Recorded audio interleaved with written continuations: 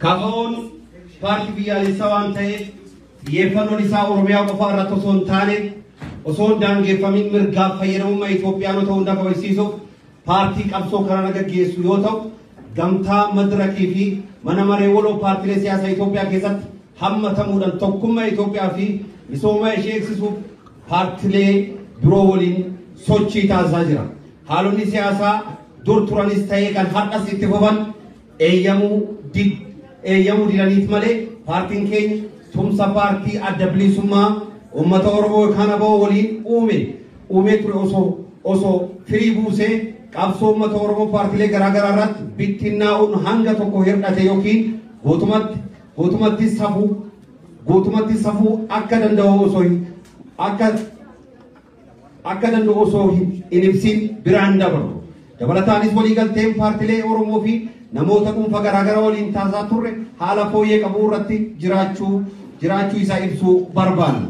Gaagama siyaasaa Itoophiyaan amma keessa jirtu irraa kan ka'e deemsi keenya garam akka ta'e tilmaamuun yoo dhiba ta'es mana keenya waloo kan ta'e biyya teenya fi siyaasa ishee deebisanii ijaaruuf carraaqqiin keenya itti fufa. Gaagama siyaasatti dabalee sababa jijjiirama qilleensa ummataatiin kutaan kibba biyya keenya hongee garmaleen kan miidhame ta'us furmaata yerootis ta'ee itti fufiinsan laatuuf xiyyeeffannoo mootummaa waan hin arganneef bu'uura jireenya uummata keenya kan ta'e dhumaatii loonii qaqqabeen gaddi guddaa nutti dhaga'ameera. Ammas taanaan gargaarsi uummataa miidhamtoota kanaaf godhamu jabaatee akka itti fufuu ni yaadachiisna. Gittaa bittoonni bara durii sirna mootummaa fooyyee qabu ijaaruu baatanis waloon diina ittisuunii fi tokkummaa biyyattii tiksuu irratti gahee jabduu gumaachaniiru. Uummanni Oromootis bara duriitti eegalee gumaachi siyaas dinagdeetiifis taasisee hin dagatamne. Uummanni hammatummaan hin hammatamne har'as duris ummatni keenya hammatamummaadhaan hin hammatamne har'as duris humnootni gadi qabanii bituu naafeffatan kallattii hundaan maqaa sabummaa fi gandummaa itti gad qicaa jiru. Takka biyya alaatii fi biyya keessa taa'anii sanuu miidiyaa hundeessuun kaafamuu fi uummanni Oromoo yaadni federaalizimii sabdaneessaa maltiinaashinaal federaalizim tokkummaa biyyattiitiif daran fayyada jechuun waan qabsoofnuuf qofa arrabsoo hin jirre nurratti roobsu. Yeroo tokko lammummaa Itoophiyaa nuu kennuu fi nurraa fudhachuus ni hawwu. Humnoonni afuura gita bittootan masakaman Oromiyaa bakka xixiqqoo afuritti lixa baha giddu galeessa fi Addis Ababaa jedhanii qircachuu fedhu. Sana booda eenyummaa fi lammummaa waliin dhahuudhaan Oromummaa balleessuu barbaadu. Sochiiwwan akkana kanneen kaafa'oon dhaabbilee Oromoo isaan haqa waliin ta'uun irratti ni qabsaa'a. Akka hubannoo miseensota kaafa'ootti rakkoo naannoo kanaatiif xiyyeeffannoo kennuun furmaata afaan qawweetiin ala yeroo nageenya waaraa itti bu'uu qabu irra ga'eera. Sababni isaatis rakkoon Oromiyaa keessatti uumamuu isaan kaanis tuttuquun waan hin hafneef rakkoo Oromiyaa furu jechuun rakkoolee Itoophiyaa irra caalaa isa furu akka ta'e ni amanna. Rakkoon Oromiyaa furamuu kan danda'u karaa dimokiraatawaa duudha sirna gadaa bu'uureffateen ta'a. Waan ta'eefis Oromiyaa keessa naanna'uun ijoollee Oromootti dhukaasuun haadholee Oromoo fi shamarran gudeeduun loon isaa qaluu midhaan isaa saamuuf gubuu ijoolleen akka hin baranne gochuuf kan fakkaatan rakkoolee babal'isuun ala furmaata takkas hin qabu. Haaluma kanaan gaaga'ama siyaasa Itoophiyaa keessa turee fi amma adeema jiru hiikuuf qaama sadaffaa dabaluun hanga deemutti irratti mari'achuu malee qawween furmaatan ta'u. Kanaaf mariin biyyaalessa jedhamu boqonnaa qophii irraa eegalee adeemsi isa hirmaachisaaf hammaataa yoo ta'e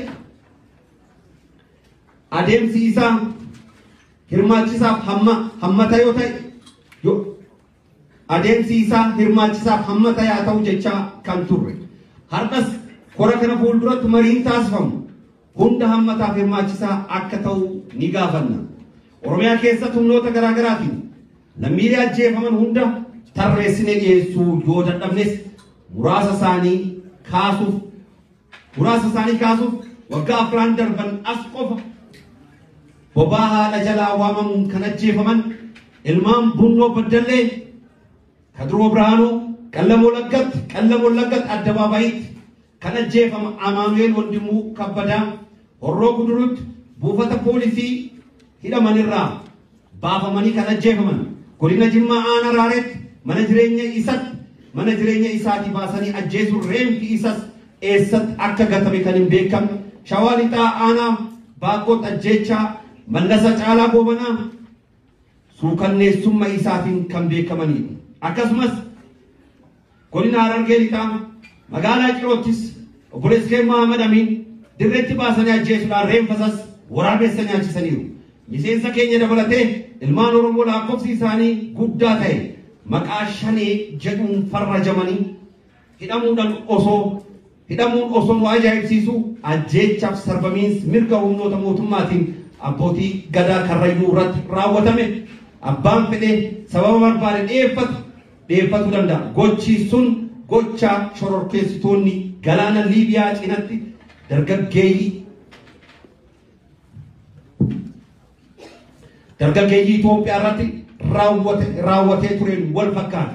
Dargaggeeyyiin 5 magaalaa Naqamteetti miseensota ABO Shaneet yookaan deeggartoota isaaniitti jedhamanii kan ajjeefaman. Dhiyaa Wallaggaa Aanaa Boojii Dirmajitti ajjeechan dargaggeeyyii 2 Shawaa Kaabatti Gujitti Booranatti Harargee Baaf Harargee Dhiyaatti Arsiitti Baaleetti tibba kana immoo Benishaangul Gumuz godina Mattakkal Aanaa Daanguraa keessatti caasaa seeran alaa humnoota mootummaatiin uumameen ilma namaa lubbuun jiru ibiddaan gubuun hiika maalii akka qabu dubbachuun nama rakkisa.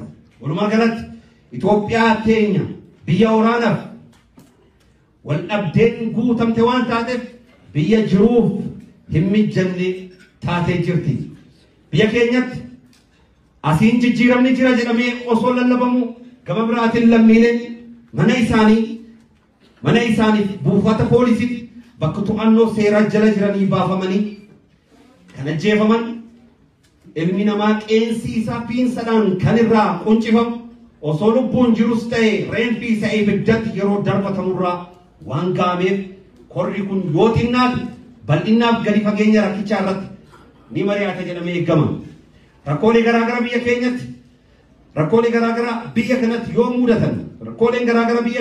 biyya kanatti yoo mudatan xiyyeeffannoo uummataa mootummaa fi hawaasa addunyaa akka argatuuf battala rakkoolee mudatanitti al tokko dursinees ibsaa irratti baasaa rakkooleen akka hir'ifaman yookiinis akka furamaniif biiroo muummicha ministeera dabalatee biiroolee mootummaa garaagaraaf xalayaa iyyannoo ergaa turree jira. Deebii qabatamaa arganne garuu hin qabnu. Jiruu cinqaaf yaaddoo yeroo dheeraa booda labsiin yeroo muddamaa kaafamee yeroo ji'a tokko keessatti kora sababa paartii keenya akka gaggeessinuuf boordii filannoo biyyaalessaa Itoophiyaatiin ajajamuu keenyaaf korri kun waamamee jira. Korichi bu'uura labsii lakkoofsa 1162 bara 2011tti fooyya'insa dambii ittiin bulmaata fooyya'ee qoratee ni raggaasisa. Koree giddugoleessaa hojii raawwachiiftuuf oditii koreen inspekshiningii disipiliinii ni dhaaba. Haala qabatama siyaasa biyyattii gamaggamee kallattii qabsoon karaa nagaa itti jabaatuu danda'u ni kaa'a. Korri keenya haalota rakkisoo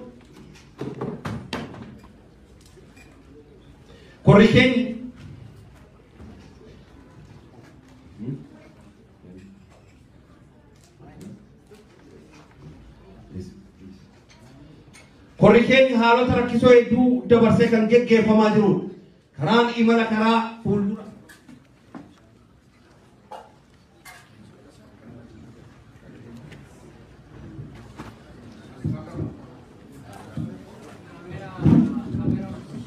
Kamera tahu.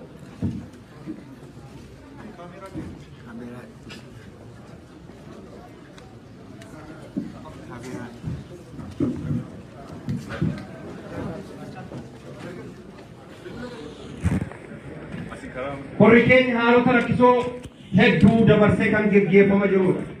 Karaan imala gara fuulduraa nu eeggatus bu'aa bahii hedduun kan guutame akka ta'u ni eegama. Filannoon keenya dorgoma taanee turuu qofa osoo hin taane karaa sirna qabuu fi kaardii sagalee ummataatiin injifannee ba'uudha. Filannoo gara fuulduratti gaggeeffamuu irratti injifannee biyya bulchuu ni dandeenya yookiin akka madirakitti Itoophiyaa bulchuu ni dandeenya. Yoo mo'atamnes qaama injifateen baga milkooftan jechuunifis qophiidha. Miseensonni KFO paartii biyya bulchuu hadheeffannee kan qeequuf paartii biyya bulchuu waan ta'eef osoo hin taane akka sirnattis malaammaltoota waan ta'aniif keessattuu caasaleen paartii mootummaa paartii state structures walitti qindeessee qabuudhaan meeshaa cunqursa godhee waan itti fayyadamuuf miseensonni isas nama isaan irraa adda ta'e yaada fooyya'aa qabu fakkaatu balleessuuf tarkaanfii humnaa isaan fudhatan tokkummaa biyyaaf illee kan hin tolle waan ta'eef lakkoofsi miseensota KFO hanga hunda xinnaadha jennee hin yaaddofnu. Sababni isas waggoota 31 darbaniif lammiilee hedduu ibiddaan qoramanii olaantummaa ummataaf dhaabbatan hedduu oomishnee jirra. Ammoo akka malee guddannee jira jennes of hin jajnu. Wanti guddaan miseensonni KFO yaadachuu qaban guddaan KFO kan hundeeffameef kan socho'uuf bilisummaa ummata tiksuuf mirga kabachiisuuf ta'uu isaati. Kaayyoo keenya qulqulluu kan gurguratuuf qaamonni fedhan yoo jiraatan hin eeyyamnuuf hin danda'anis. Ciminna dadhabinnaaf karoora KFO gara fuulduraa kora kanaaf gabaabsinee ibsuuf paartiin keenya kora saba tokkoffaa muddee 2010 as miseensota keenya bittinnaa'anii turan walitti qabnee jirra. Kan biyya keessa turan dabalatee paartiilee Oromoo hoggansi isaanii biyya alaa irraa dhufan waliigaltee akka uumamuuf carraaqqii yeroo dheeraa fudhatee taasifnee jirra. Bu'uura lakkoofsi labsii 1162 2011tiin galmee bu'uureessitoota geggeessinee jirra. Koree qindeessituu godinoota fi aanolee muudnee jirra. Godinoota irratti galmee miseensota akka geggeessaniif waraqaa eenyummaa geggeessinee jirra. Waraqaa eenyummaa waliinis nagahee buusii miseensummaa hirree jira. Irra deemuudhaanis hojiileen akkaataa eeggamuun adeemaa jiraachuu isaanii daawwannee jirra. Hoggansas kenninee jirra. Kanaaniif kan biroo qabxiilee akka cimina paartii keenyatti kaasnuudha. Yeroo itti aanutti cimsinee ba'uuf dadhabbiin keenya sirriitti ka'uu qaba. Carraaqqiin taasisaa turre salphaa kan jedhamu ta'uu baatus sadarkaa aanaaf godinootatti qindeessitoota jedhamanii koreewwan bakka buufaman itti gaafatamtoonni biiroo tokkos lamas qacaramaniif akka hojjetan taasifamanis of danda'anii deemuu hin dandeenye. Ala tokko bilbilaaf qaamanis gidduu isaaniitti argamnee jajjabeessuuf wal taasisuuf yaallus hanga barbaadamu nuuf ta'uu dadhabuu qofa osoo hin taane hanga sadarkaa koree nu jalaa diigutti adeemuun. Har'as yoo ta'e KFO'n paartii warraaqsa bilisummaa keessoof ala cima geggeessuun isaa eeggatu ta'uu kan hubanne miseensonni maanguddoodhaa hanga dargaggeessatti ni jiru. Rakkooleen mudatan rakkoo sadarkaa aanaaf godina qofatti kan murtaa'anii miti. Waajjira muummeettis taanan kora saba tokkoffaa booda hojiiwwan qindeessinee hojjechuuf mariin torbee eegalee ture sababa hin beekamne ji'oota muraasa booda itti fufuu hin dandeenye. Waajjira keenya ogeessota sirriidhaan keessattuu hojiin herregaa hojii guddaa ta'ee osoo jiru ogeessota hojii gaafatuun gurmaa'uu dhabuu isaatiin hojii herregaa dabalatee hojiileen biroo hojii daatabees barbaadan hedduun tuulamanii taa'aa jiru. Kora saba lama kana booda irra deebiin caaseessuu dabalatee miseensota fo'uu waajjiraalee keenya cufaman deebisanii banuu waraqaa miseensummaa hiramee ture deebisanii walitti qabuu sanadoota mallaqni ittiin walitti qabamu deebisanii walitti qabuuf yoo xinnaate maalirraa akka ga'an gabaasan dhiyeessuu qajeelfamoota hojii ammayyeessuu haala qabsoo hunda galeessi miseensota KFO itti jabaatu danda'u mijeessuu mirgoota miseensota cinatti hojii to'annoo cimsuu hojjettoota sirrii qacaruu fi hojii bulchiinsa humna nama raawwachuuf kana kan fakkaatan hojiilee KFO gara fuulduraa raawwatuudha. Rakkoolee qofa tarreessuun osoo hafee wayya. Hanqina maallaqa hojiin ittiin adeemsifamu saamamuu waajjiraalee godinootaa buqqa'uu miseensota keenya fi maatii isaaniitiif deeggarsa taasisuu hojjettoonni waajjiraalee yeroo hin hojjennes keessattuu kan bakka itti hojjetan fagaatanii deemaniif mindaa kafaluuf mirga wabiitiin mana hidhaatii kan bahaniif dhimma mirga wabii isaanii milkeessuuf biyya olaantummaa seera keessatti hin kabajamnetti olaantummaa seera kabajuuf yaaluun keenya sarbamuu mirga namoomaa lammiilee paartiin keenyas waan kana saaxiluuf socho'uu mirgoonni dimokiraasii kabajamuu dhabuuf labsii qajeelfamtootaan hiraarfamaa turuun keenya rakkoolee alaati. Salphatti ilaalamuu kan hin dandeenye garuu paartii fedhii keenya itti misoomsinee fi irbuu gallee fi buusii idilee ji'aa kafaluuf fedhii osoo qabnu waajjiraaleen keenya dhiibbaa jala galuu irraa kan ka'e bakka itti kafallu dhabuun keenya rakkoo guddaadha. Rakkooleen jechaan hin ibsamne.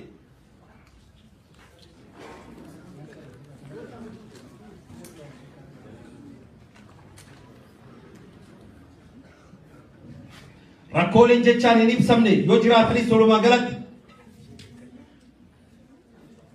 waggoottan darbee baasii taasisnee jira. Kana keessaa baasiiwwan kana keessaa qarshiin 483 fi 451 filannoo giddu galeessummaa biyyaalessaa Itoophiyaa irraa mootummaa irraa paartii keenyaaf maallaqa deeggarsaan kenname. Miliyoona 4 fi deeggarsaan kenname. Miseensonni keenya yoo hidhaman tokkoffaa bu'uura seeraatiin mana murtiitti hin dhiyaatanii manni murtii bilisaan yookiin mirga wabiitiin akka gadhiifaman yoo ajajni mana murtii hin kabajamu yookiin ammoo ajajni mana murtii waan kabajame fakkeessuuf ala baasanii naannessanii deebisuun ni jira. Miseensi koree kaafa'oo shawaa kaabaa tokko marsa sadiitti qarshii 41,000 qabsiisuudhaan yeroo dhiyoo kana mana hidhaatii bahee jira. Jaalatamtoota fi kabajamtoota hirmaattota kora kanaa haalli siyaasa Itoophiyaa dammaqiinsa osoo hin taane humnaan kan oofamu waan ta'eef dhiibbaan uummataa baay'ataa adeemuu isaatiin gareen miseensota hoggansa kaafa'oo olaanoon waggaa tokkoof ji'a 7 booda dhiyeenya keessaa mana hidhaatii bahanis ammas miseensonni keenya tokko mana hidhaa jiru. Qindeessitoonni koree kaafa'oo Harargee ba'aa kan ta'an obbo Anwaar Saanii fi Aliyyaa Abdallaan qindeessan koree kaafa'oo godina Gujii aanaa uraagaa kan ta'e waaree loolloo haqa dhabanii osoo mana hidhaatti kaanfamuu baatanii hirmaattota kora kana turan. Miseensonni keenya garee sakatta'iinsa boordii filannoo biyyaalessaa bobbaase waliin naanna'anii akka taajabanitti kan hidhaadhaan hiraarfamaa jiran miseensota keenya qofa osoo hin taane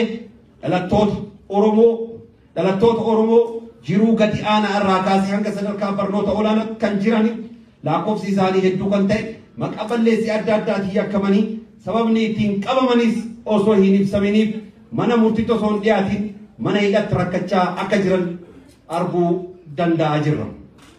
Ejjannoo paartii keenya guutuu gochuuf hirmaannaan dubartoota fi qaama miidhamtoota akka dabalu gochuuf tattaaffii garaagaraa gochaa turrus haala jirru irraa kan ka'e baay'ina barbaadamu argachuu hin dandeenye. Hirmaannaa qaamolee kanneen dabaluuf labsiin galmee paartiiwwanii fi qajeelfamoonni itti aananii ba'an kan dirqisiisan yoo ta'u tarkaanfiin olaantummaa Adduwaawiin gara paartii badhaadhinaatiinis darbee dhiibbaan geessisaa jiru har'as dubartoota keenyaaf hirmaannaa walqixxummaa mijataa ta'aafii hin jiru. Lammiileen keenya dubartoota inni humna qabu nu haa bulchuu hin jenne har'as manatti hafanii jiru. Osoo dirreen siyaasaa bal'aa ta'ee dubartoonni fi qaama miidhamtoonni sammuudhaan eenyus gad hin taane bakka maraa akka jiran ni amanna. Koraa har'aa irrattis mirga bilisummaa saba keenyaaf qabsaa'uuf jecha miseensota keenya dubartootaaf qaama miidhamtoota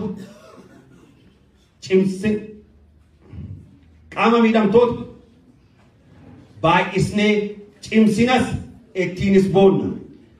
Kabajamtoota hirmaattota kora kanaa KFO'n waliigaltee diddaaf paartii ajenda bocaa jiraatu miti. Haa ta'u malee hojii nageenyaa fuulla'aa hin argamsiifneef uummata keenya fayyadama hin taasifne keessa gallee uummata keenya hin dogongorsiisu. Badii darbee ni balaaleffanna. Lammiilee miidhaman lammiilee miidhaan irra ga'ee beenyan haa kafalamuuf jenna.